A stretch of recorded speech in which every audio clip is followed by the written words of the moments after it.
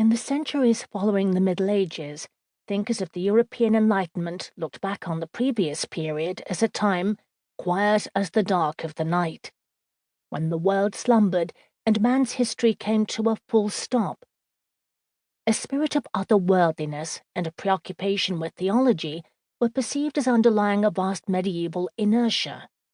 The most influential spokesman for this point of view was historian Edward Gibbon, who in his Decline and Fall of the Roman Empire described medieval society as the triumph of barbarism and religion. Images of lethargy and stagnation were persistently applied to the Middle Ages well into the 20th century. Even today, the popular impression remains, to a great extent, that of a millennium of darkness, 1,000 years when nothing happened.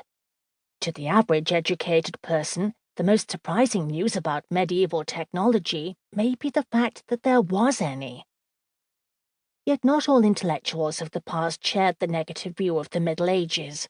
In 1550, Italian physician and mathematician Jerome Cardan wrote that the magnetic compass, printing, and gunpowder were three inventions to which the whole of antiquity has nothing equal to show.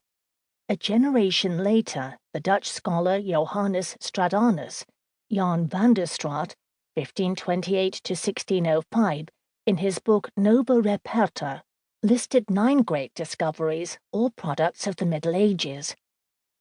Gibbon's 18th century contemporary Anne Robert Jacques Turgot, finance minister to Louis XVI, looked back on the Middle Ages as a time when kings were without authority, nobles without constraint, peoples enslaved, commerce and communication cut off, when the barbarian invasions had put out the fire of reason. But he saw it also as a time when a number of inventions unknown to the Greeks and Romans had been somehow produced.